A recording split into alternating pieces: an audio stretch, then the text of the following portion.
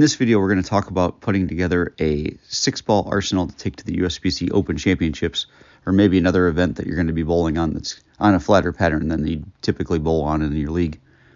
With this being said, if you're going to nationals and you're traveling across the country to go bowl something that you're not used to doing, don't go out and drill an entire arsenal full of new bowling balls.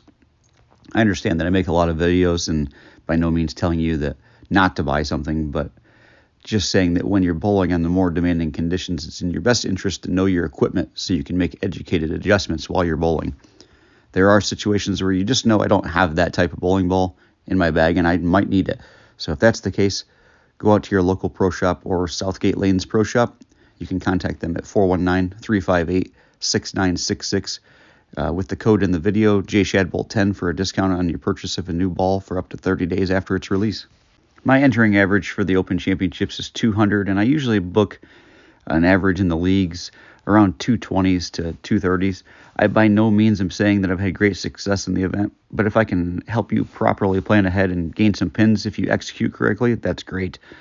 Depending on your speed and rev rate, you may have 3 asymmetrics and 2 symmetricals, or vice versa, but we will talk about this 6-ball arsenal that we're about to create now.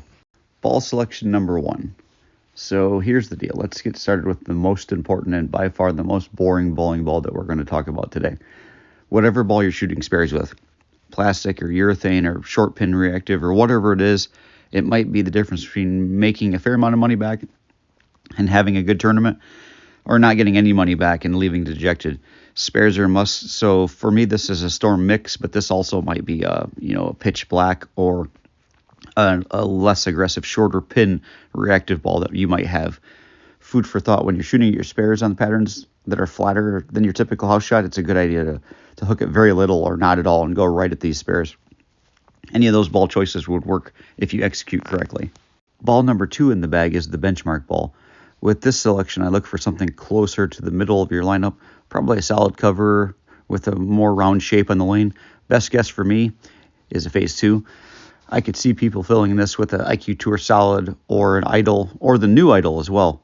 I wouldn't have any issues even taking something like a Sublime, maybe hitting the cover with a 2,000 or 3,000 pad. Just take that polish off to even it out a little bit.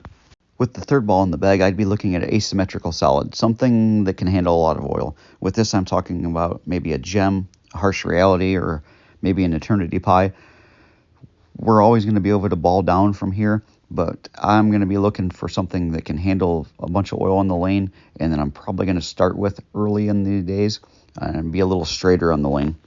With the fourth selection, I'd be looking at something a little cleaner that I can move my feet in on the lane with a little later in the days. In this case, I'd probably be looking at a Virtual Energy Blackout, but there's a lot of different choices. Depending on speed and rev rate, it's probably a Pearl and something a little quicker down lane. My fifth ball in the bag will be what I would call an ultimate control ball.